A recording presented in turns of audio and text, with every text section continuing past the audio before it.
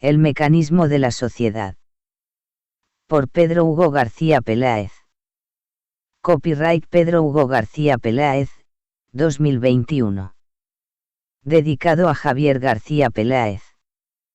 Tiempo atrás, en los años de la Guerra Fría, donde todo era diferente, Marco era un prestigioso estudiante de finanzas aplicadas en la Universidad de Columbia, aunque en los primeros años se enteraba más bien poco de las cosas, lo disimulaba con la prestancia que le otorgaba pertenecer a una dinastía de renombre. Algunos decían que estaba en esa prestigiosa universidad porque su abuelo había sido el patriarca de una dinastía de origen moldavo, que había llegado al país como emigrante, y que después de haber trabajado en la época de la fiebre del oro de California, había triunfado como trampero al encontrarse una pepita de oro de 5 kilogramos. Su abuelo había triunfado por casualidad y en agradecimiento hacia el país que le había acogido fue uno de los principales mecenas que sufragaron los gastos de la construcción de la Biblioteca de Columbia. El verdadero nombre de Marco era Louis Edward III, pero él exigía que le llamaran Marco en honor al extinto Marco alemán, y por si esto fuera poco, no se sabe si con razón o por maldad, algunos decían que aprobaba por enchufe. Esto le daba mucho coraje y se juró que estos iban a saber quién era él. Id callándose, ya lo pagaréis y sabréis quién soy yo, les maldecía en voz baja Marco, mientras iba diciendo por ahí que se iban a enterar de la diferencia que había entre una escoria como ellos y yo, Marco. Fue una juventud de ni fu ni fa, donde Marco estaba obsesionado con triunfar como había triunfado su abuelo. Este le había dicho que triunfar era un estado de ánimo en consonancia con lo material, un estado del ser lejos de las tristes ataduras económicas a las que estaba sometido el populacho. Los cuchicheos le daban mucho coraje y agriaron su carácter.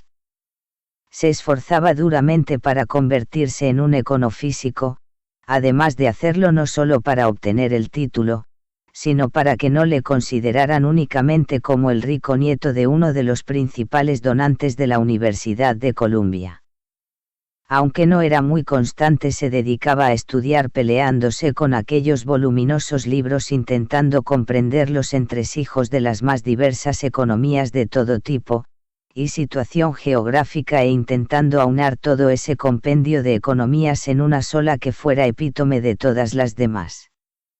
En esos días estaba más pendiente de la diversión que de sus estudios, e iba trampeando los cursos con un aprobado raspado por ahí, y otro aprobado raspado por allá. Y encima se pasaba el día en las nubes meditando sobre el no sé qué. En realidad él y sus compañeros solo pensaban en divertirse en los felices años del fin de la adolescencia y el comienzo del camino que les llevaría a convertirse en hombres de provecho y buscarse una mujer o varias según la habilidad de cada uno. El día en el que presentó su tesis, que versaba sobre el modelo económico norcoreano y su impacto sobre el precio del arroz, en el tradicional y civilizado modelo económico occidental, fue aprobada aunque nunca nadie supo cómo. Ese mismo año acabó su licenciatura y se convirtió en doctor, ocupando un puesto de profesor suplente.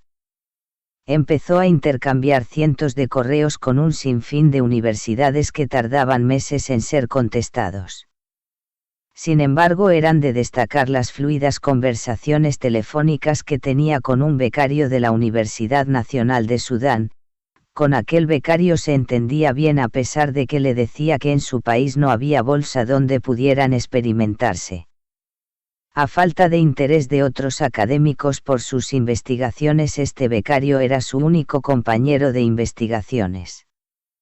Marco le trataba con un paternalismo propio de alguien que pertenecía a una familia de renombre, y le decía a este becario que estaba a punto de conseguir un método infalible para la bolsa, en uno de los muchos correos que intercambiaba con él, y que firmaba con su estatus de profesor, lo que él pensaba que le daba más prestigio. Entre idas y venidas de correos le vino una idea a su cabeza, y entonces su semblante mudó de un estado plasmático a otro difícil de definir, que era como cuando un capullo muda de piel y se convierte en mariposa, su cerebro se derritió después de este momento tan denso y al haberlo exprimido tanto cayó redondo en la cama. Nada más haber pasado por ese momento tan intenso, no dudó que aquella idea tan original iba a ser su salvación. Al fin voy a tener la oportunidad de hacer lo que siempre quise hacer, pensaba. Mi sueño se iba a hacer realidad. He conseguido aunar todo modelo económico posible en uno solo. La idea que había parido, después de ese momento instantáneo de relax entre todos los asuntos que le preocupaban y le agujereaban su cabeza, consistía básicamente en comparar la sociedad con el cuerpo humano. Él había estado obsesionado con la luz y se pasaba horas y horas mirando un tubo fluorescente que tenía en su habitación en aquellas calurosas noches de verano de luna llena. Y parece ser que a partir de ahí le había venido la idea a su cabeza. Entonces hizo un máster en econofísica y presentó una nueva tesis que tituló Studium de los movimientos canónicos de los individuos en las sociedades, que esta vez fue aprobada cum laude. La idea la había plasmado desde su cerebro al papel de su tesis de esta forma. Eran 3 hojas más o menos redactadas, donde había dibujado un monigote detallando la función que desempeñaba cada parte de su cuerpo. La cabeza era el órgano pensante en el ser humano y esta labor en la sociedad la desempeñaba el gobierno. Detallando más la analogía, la boca era el Congreso, los ojos el gobierno y las orejas el Senado. El lugar que ocupaba el rey en todo este mecanismo, era el equivalente a un sombrero, que era lo que tapaba la cabeza y que a la postre no servía de mucho. Mientras que los brazos del cuerpo humano eran los encargados de ejecutar las órdenes de la cabeza. Y en la sociedad esos brazos eran la justicia y la policía. Siguiendo por debajo el tronco de un cuerpo humano, que es la parte más grande del cuerpo, en la sociedad era el equivalente a la clase media. Mientras que las piernas eran las encargadas de sustentar el cuerpo humano y de esto en la sociedad se encargaban los campesinos y los obreros. Y al final los pies, que eran la parte más baja del cuerpo humano, que eran los que más cerca estaban del polvo, eso en la sociedad se correspondía con los marginados. Lo he clavado, pensaba el doctor Marco, que creía que con estas ideas se podía ayudar mucho a comprender la sociedad y la economía comparándolas con el ser humano. Si la sociedad tenía unos brazos demasiado largos comparándolos con su tronco, entonces aparecerían unos desequilibrios en la economía análogos a los que tendría un cuerpo humano con unos brazos más largos en comparación con su tronco, pero la pregunta que todos los estudiosos se hacían era cómo medir eso con números tangibles. Y así se convirtió en el primer econofísico en desarrollar un modelo para la economía que pretendía aunar economías tan diferentes como la rusa y la estadounidense. Lo que contrastaba con la teoría de su colega Rabonov de la prestigiosa Universidad de Económicas de Moscú, que propugnaba que todo estaba inventado y que los únicos que tenían que ganar pasta eran los gobiernos y que el gobierno sí era la cabeza pensante, en eso le daba la razón, pero que el gobierno podía hacer lo que le viniera en gana con el resto del cuerpo, que era todo el conjunto de la sociedad restante y que esto tenía que seguir siendo así. Y es que además si se iba de la lengua y contradecía a su gobierno podían acabar él y su familia en un gulag de Siberia para que se les refrescasen las ideas. Marco empezó a tener más seguidores, unos por aquí y otros por allá se iban sumando a la causa, principalmente del llamado segundo y tercer mundo, que empezaron a conocer su método gracias a la publicidad en las redes sociales. Algunos le preguntaban si podían pertenecer a la cabeza de la sociedad cortándose una pierna, ya que a pesar de eso cualquier lacayo le podría ayudar a caminar y así poder llegar a ser rey, que aunque fuera un adorno a ellos no les importaba serlo. Con gran ilusión por la aceptación y el aumento de seguidores empezó una gira por todo el mundo anunciándose por medio de todas las redes sociales a bombo y platillo. Se anunciaba como el mayor cambio social y cultural del recién estrenado siglo XXI. La gira iba a discurrir por las principales plazas bursátiles, con el objetivo de hacerse famoso y acallar los rumores del Dr. Rabonov, que decía que el Dr. Marco era un charlatán de feria. Se inició la gira por Brasil, Tailandia y el Yemen del Norte, lugares donde no consiguió que le entendieran muy bien y que siguieron usando el trueque como su modelo económico tradicional. En otro tratado anexo al de su idea original también había incluido el caso de las mujeres, donde se incluían sus tetas, que eran algo así como los órganos productivos de la sociedad, algo así como las fábricas y las granjas de la sociedad. Además de incluir el papel de las reinas en la sociedad, que eran como una diadema que coronaba la cabeza de las mujeres y que todas las mujeres seguían como paradigma de estilo y distinción. Al final acaeció su llegada a Europa. Y en su triunfante llegada a Madrid, donde se había anunciado en todos los foros de bolsa de la ciudad, llegó a congregar a una audiencia de 6 invitados venidos en su mayoría de Cuenca. En las afueras del hotel donde se iba a celebrar la conferencia se había congregado una manifestación anticapitalista que le gritaba que los pies de la sociedad los serían el cabrón de su padre y su puta madre. En uno de los suntuosos salones principales del Hotel Ritz de Madrid, entre canapé y canapé, Marco desvelaba a su reducida audiencia los secretos de la bolsa efusivamente, mientras movía enérgicamente las manos sujetando con una mano un canapé y en la otra una copita de champagne. Como una imagen vale más que 1000 palabras, el doctor Marco comenzó la ponencia y antes de revelarles su hallazgo, les hizo una presentación con diapositivas de lugares paradisíacos, que él había elegido como lugares para reposar después de tener unas exitosas operaciones de comercio internacional, dándole un exótico y desenfadado toque a la ponencia. Quien no quisiera estar ahí después de ganar cantidades ingentes de dinero en bolsa, les decía el doctor Marco dándole un toque de humor a su ponencia. En una hamaca al sol es donde tiene que estar la cabeza pensante de la sociedad descansando después de tanto estrés, decía soltando una sonora carcajada mientras apuraba su copita de champán. Desde un atril, incluso con micrófono a pesar de lo reducida de la audiencia, empezó a hablar. El doctor Marco les decía con total convicción. Para triunfar en este mundo tan competitivo del operador bursátil es necesario alcanzar una mentalidad zen total. Esto requiere de muchos años de preparación, por lo que cuanto antes empecéis a meterle mano, antes alcanzaréis la unificación personal, que os llevará no solo a convertiros en unos inversionistas de éxito, sino también a triunfar en todo lo que os propongáis. Ya sé que me diréis que sois seres con enormes limitaciones en el mundo de la bolsa y demás, pero recordad que vosotros contáis con la ventaja que me conocéis a mí, que he hecho el camino antes que vosotros y que os voy avisando de las trampas que se esconden a la salida de cada curva. Da igual que vuestra inteligencia sea limitada. Aquí lo más importante es saber alcanzar una mentalidad zen total. Una vez conseguida, lo de menos va a ser que vuestro coeficiente intelectual sea de 150 o de 80, porque vuestra mente ya estará adaptada a la globalización.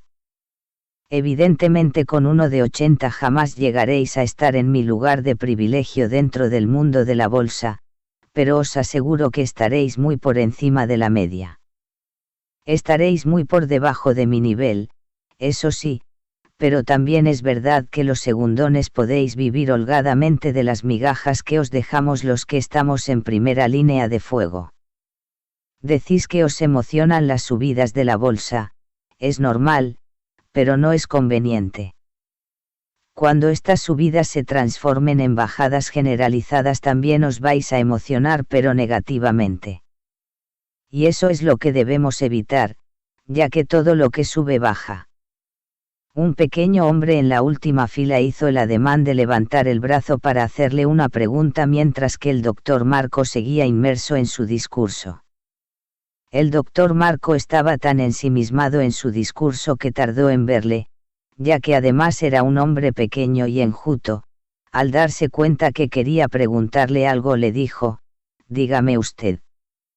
«¿Quiere usted decir, señor Marco?», preguntó el señor de mayor edad del reducido público, «que podré convertirme en un trader de éxito y que encontraré mi lugar en este mundo restringido solamente a los profesionales y gente experimentada como usted». «Claro que sí, y en cuanto antes empieces a seguir mi método, antes alcanzarás la mentalidad personal, que te llevará no solo a convertirte en una persona de éxito total en la bolsa, sino que también será un trampolín para triunfar y tener éxito en todo lo que te propongas».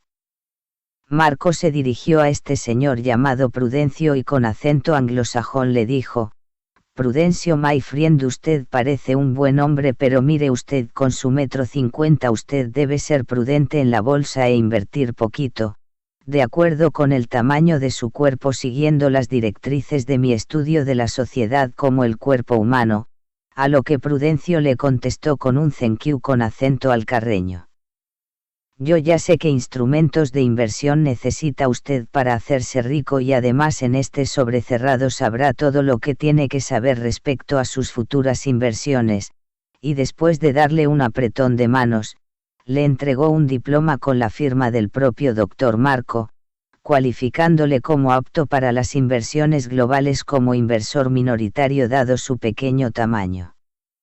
Y como además Prudencio tenía un poco de chepa, le dijo que se guardara las espaldas al invertir en bolsa. Una vez acabada la ponencia, Prudencio estaba ansioso por llegar a casa y abrir el sobre cerrado que le había entregado Marco, como si fuera un tesoro. Cuando Prudencio, más tranquilo en su casa, leyó su hoja de ruta, comprendió que tenía que invertir en mercados que no tuvieran muchos altibajos, que tuvieran un alto potencial de crecimiento y que su tamaño fuera pequeñito, o sea, de un tamaño aproximado al que él tenía para que todo funcionara según las directrices del estudio del Dr. Marco. Esa era la clave del éxito: invertir en mercados infravalorados y pequeñitos, pero que tuvieran un alto potencial de crecimiento, y como sugerencia el Dr. Marco afirmaba que la bolsa de Islandia cumplía con estos requisitos. Además, como el Dr. Marco le dijo que tenía que invertir en mercados pequeños, como él pensó, blanco y en botella. También recomendaba invertir en Sudán, pero como Sudán no tenía bolsa, solo quedaba la opción de Islandia. Prudencio se planteó seriamente invertir en la bolsa de Islandia.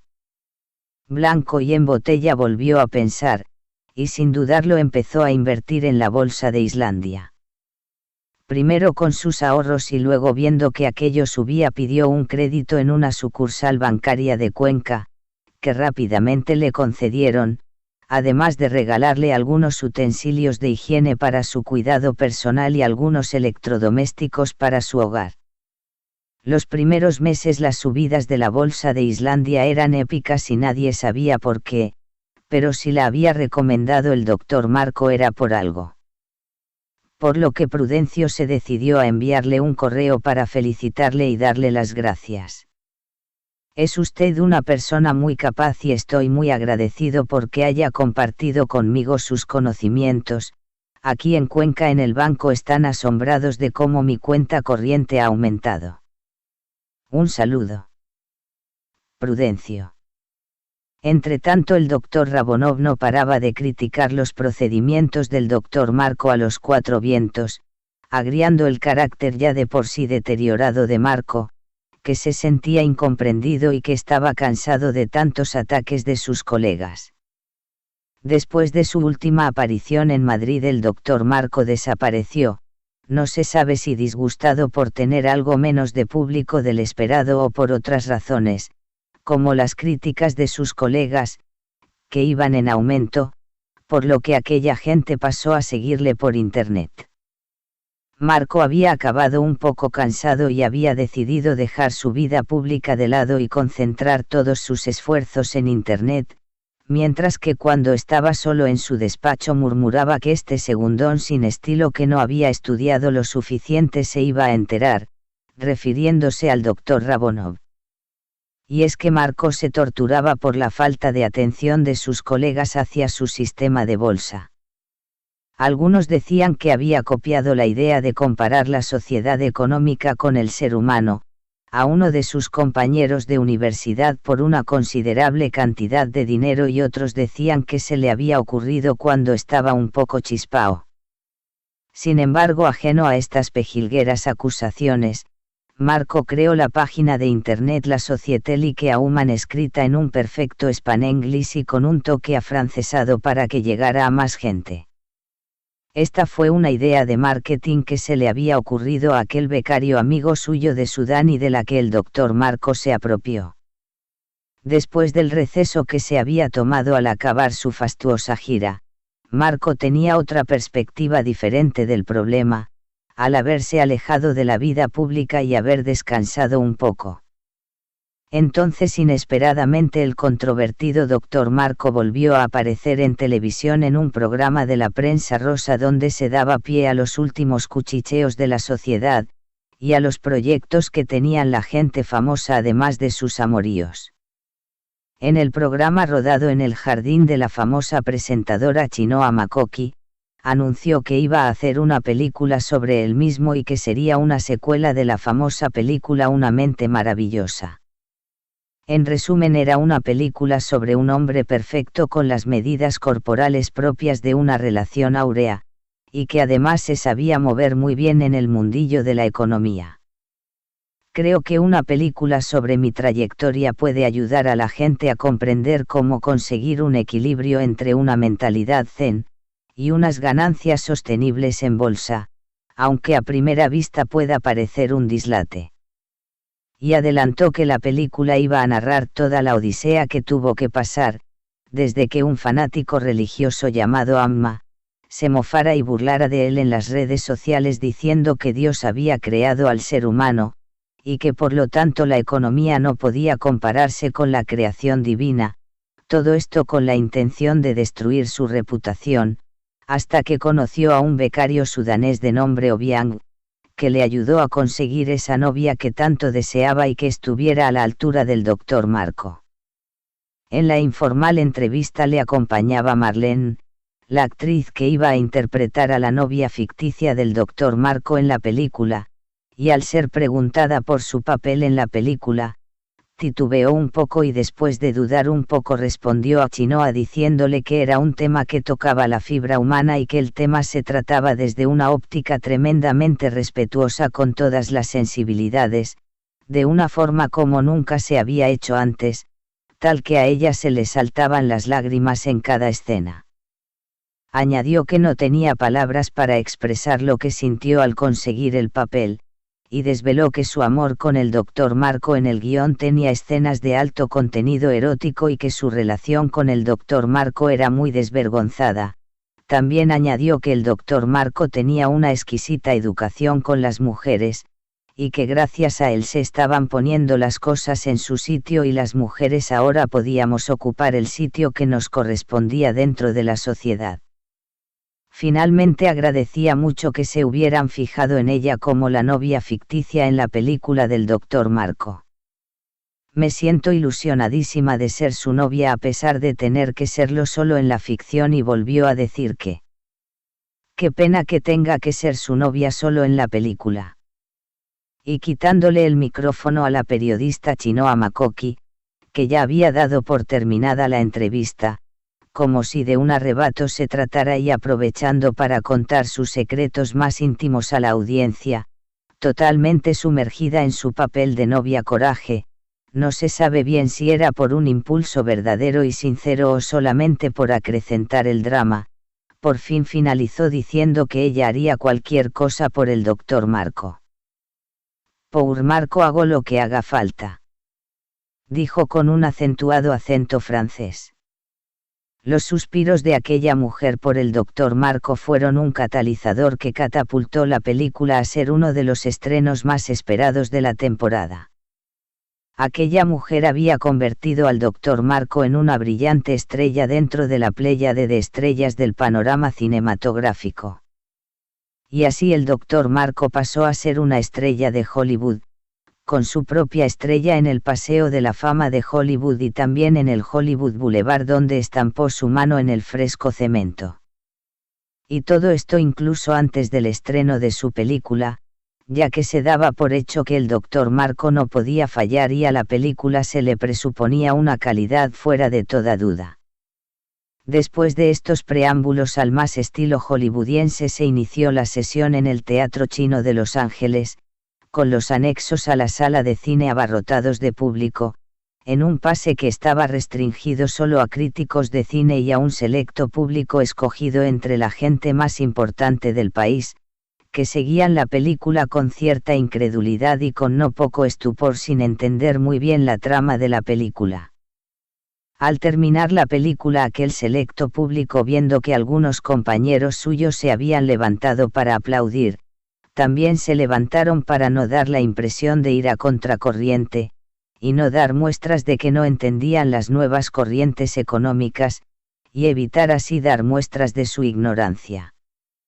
Entonces todos empezaron a aplaudir efusivamente al unísono y empezaron a gritar: atrevida, fresca, refrescante, irreverente, genial. Formándose un sonido chirriante con la ovación final de toda la sala puesta en pie mezclada con unos atronadores aplausos, a la vez que se oían algunos gritos que decían otra. La película acaparó el interés de la Academia de las Artes y Ciencias Cinematográficas, a pesar que nadie entendía bien la trama de la película. La película fue nominada a 6 de los 12 Oscar y se alzó con el Oscar al mejor guión adaptado. Mientras que su novia en la película, Marlene, se desmayó al enterarse que no había sido nominada al Oscar a la mejor actriz, y estuvo un poco malita en cama por este motivo y se tuvo que ir recuperando poco a poco del shock recibido. Estaba tremendamente apenada ya que ella pensaba que no había sido considerado su trabajo como se debía y se juró a sí misma que esto no iba a quedar así. Cuando se recuperó acudió a la gala de los Oscar haciendo de tripas corazón, mientras en la gala de entrega de los Oscar le entregaban el premio a la mejor actriz, a la conocida en el mundillo artístico como Rita la Cachonda, por el papel protagonizado en Amores de Barra, a pesar de que su película había sufrido los recortes de la censura, ya que su título original era Amores de Barra Americana y que tuvieron que sustituir por el más escueto Amores de Barra. Mientras que Marlene no paraba de sollozar y en medio de los aplausos lanzó un sonoro grito que le salió del alma llamándole ladrona y gritando que esto había sido un robo.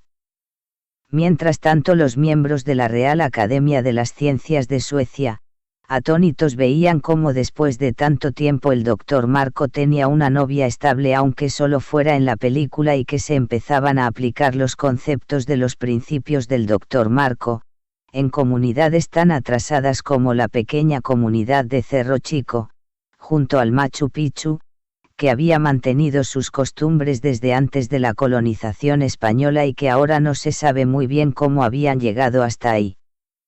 Las ideas del Dr. Marco. Los chamanes de la tribu, por medio de su sabiduría, decían que por algún motivo desconocido las había traído el viento.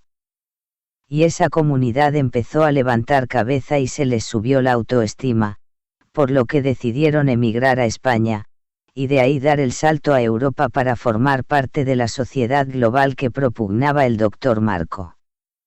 La polémica llegó incluso a una isla del Golfo Asiático donde una comunidad budista que eran seguidores del dios Tetoca, en un ritual de confirmación de los mantras, confirmaron que había una alta probabilidad de que el Dr. Marco fuera un enviado del propio Buda, que en sus reencarnaciones habría superado muchos chakras.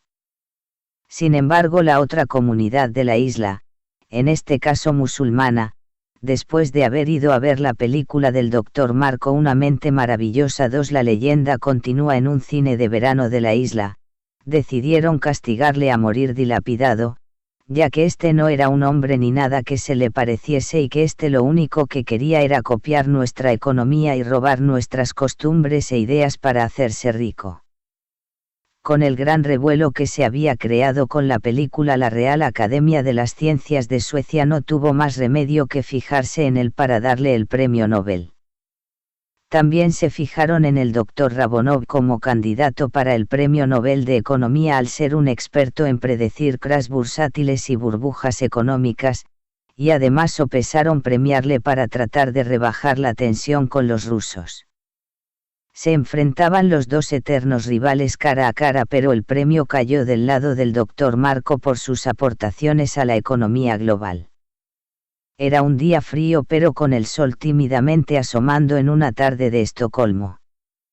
Marco entró en el escenario de la sala de conciertos de Estocolmo, para recibir el Premio Nobel de Economía, acogido por una calurosa ovación de los más altos dignatarios de todo el mundo y de un selecto público que les acompañaba.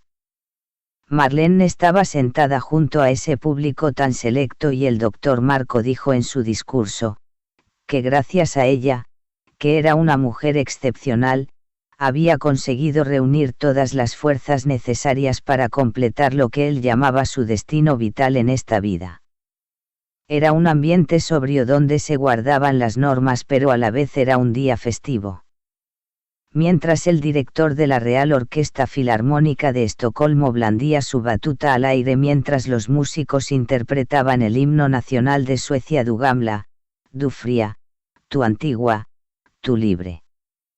En los aledaños el día era perfecto mientras una multitud estaba congregada para conocer a los nuevos premios Nobel. Y aplaudían a todo el que pasaba por allí efusivamente. Y ese fue su gran día. A 1500 kilómetros de allí en Moscú, el Dr. Rabonov se lamentaba en la televisión rusa que le hubiera robado el premio un charlatán de feria, y añadió que hoy era un día triste para las economías mundiales ya que no se había premiado el estudio concienzudo. Mientras tanto Rabonov seguía clamando al cielo que era él el que se merecía el premio Nobel. Y avisaba a los cuatro vientos del inicio de la burbuja de la globalización y de la burbuja del crédito para la erradicación de la pobreza, que paradójicamente trajo más pobreza de la que había antes y produjo una crisis en los países pobres, que pasaron a tener un crecimiento económico negativo. A pesar de que su pobreza era ya extrema, el valor de esos países tenía ya valores negativos, por lo que esos mismos países pagaban para que alguien se los quedara en propiedad y quitarse el muerto de encima. Un par de meses después del premio, Marco dejó a su novia ficticia y ella acabó interpretando películas de corte erótico gimiendo desconsolada por el rechazo del Dr. Marco. Ahí esa mujer empezó un coqueteo con las drogas para aguantar la presión y aunque quiso levantarse no lo consiguió, ya que ella no superó no poder estar con alguien tan inteligente, metiéndose en un círculo vicioso del que no supo salir. Con tanta presión Marco se había vuelto más reservado y cada vez soportaba menos las críticas. El tiempo pasaba y ya habían pasado 2 años desde aquella conferencia en Madrid donde había explicado su método para ganar en bolsa por primera vez. En esos momentos la bolsa de Islandia, que era la favorita de los inversores, incluso por delante de la china y la norteamericana juntas, empezó a dar algunos tumbos que Prudencio desde Cuenca veía como unas normales fluctuaciones de los mercados sin la mayor importancia. Sin embargo, un poco preocupado escribió al Dr. Marco preguntándole si eso era normal, al ver alucinado cómo la bolsa de Islandia últimamente no tenía el crecimiento que Marco predijo, y cómo además empezaba a dar tumbos, decidió pedirle su opinión al Dr. Marco. ¡Ay! Prudencio, pero qué pardillo eres la hostia. Gente como tú es la que se arruina en bolsa en muy pocos meses y más en la actualidad, tal y como están de difíciles los mercados, incluso para quienes tenemos bastante experiencia y nos sabemos mover bastante bien en este mundillo. En estos momentos tan difíciles no hay que tener miedo. Solo los más impetuosos ganamos en estos momentos donde los que no saben resistir pierden. Hay que tener paciencia, Prudencio. Islandia es un país pequeñito como tú y hay que darle tiempo. Prudencio, fiel a su nombre, se quedó quieto parado sin hacer nada y se consoló al escuchar la respuesta tranquilizante del doctor Marco, aunque tenía miedo, un miedo que le entró por las advertencias que había hecho el doctor Rabanov en televisión sobre la explosión de la próxima burbuja. A causa de esto, Prudencio empezó a preocuparse y empezó a dormir mal. La bolsa empezó a encadenar unas bajadas consecutivas mientras Prudencio ya no podía conciliar el sueño y oía los gritos de su mujer dentro de su cabeza como un presagio de lo que iba a venir. A los 2 meses llegó la bancarrota de Islandia, que llevaron a la economía de ese país a los niveles de hace 25 años. Prudencio, fuera de sí, empezó a maldecir al doctor Dólar con los ojos fuera de sus órbitas en un estado que no hacía honor a su nombre, y despechado colgó una sábana en la terraza de su casa donde ponía Marco estafador. Entonces apareció el doctor Marco en el telediario como causante de manipular los mercados, en particular el de Islandia, que era un país pequeño donde sus habitantes solo querían vivir tranquilos. En las entrevistas de televisión que les hacían a los habitantes de Islandia, estos decían que eran gente sencilla que solo querían dedicarse a la pesca del atún y estaban cansados de que solo se conociera a su país por las subidas de su bolsa. Nosotros somos gente normal que solo queremos seguir con nuestra vida, decían algunos islandeses visiblemente enfadados al ser entrevistados por televisión. Y es que cada 2 por 3 salimos en el telediario como el ejemplo de un país sostenible cuya bolsa se disparaba un día sí y otro también, y donde sus habitantes estamos cansados de estar en el punto de mira de todos los inversionistas y especialmente del doctor Marco, que se había dedicado a recomendar a todos sus seguidores que compraran acciones de la bolsa de Islandia, diciendo que era una recomendación personalizada, individual e ideada para cada tipo de inversor según su ciclo temporal y características propias. Se había creado una hiperpirámide financiera de proporciones descomunales que había sobrevalorado a Islandia sin ninguna causa que lo justificase. Utilizando la analogía del doctor Marco de que una sociedad es como el cuerpo humano, Islandia se había convertido en un Frankenstein de gran cuerpo y pocas piernas. En los miles de correos que había mandado Marco a todos sus seguidores ponía lo mismo, mientras que Marco y sus allegados empezaron a vender cuando vieron el momento oportuno sin avisarles, y por eso aquello se derrumbó como un castillo de naipes. En ese momento Marco tocaba el cielo con las manos y se descojonaba de la sociedad en privado. Y es que Marco había traicionado su idea filantrópica para hacerse rico. Sin embargo, le absolvieron dadas sus importantes contribuciones al mundo de la economía. Sus seguidores le reprochaban que hubiese vendido su filantrópica idea a cambio de dinero y cómo podía haber sido tan mezquino. Pero él ya ni siquiera pertenecía al tronco de la sociedad, para él la gran masa de la clase media era solo un número, aunque técnicamente él nunca había pertenecido a la clase media. Ahora oficialmente estaba en la cabeza de la sociedad, desde donde miraba de arriba abajo todo el conglomerado de la sociedad a vista de pájaro. Y es que ahora el doctor Marco se empezaba a juntar con congresistas, senadores, legalistas y todo tipo de personas que aspiraban a hacerse ricos sin esfuerzo y que le salvaban de cualquier tipo de procedimiento judicial y cualquier tipo de difamación. Marco fue fichado para investigar en el prestigioso Centro de Investigaciones Económicas de Massachusetts, donde le visitaban senadores y economistas del gobierno estadounidense para que les ayudara a cuadrar sus presupuestos.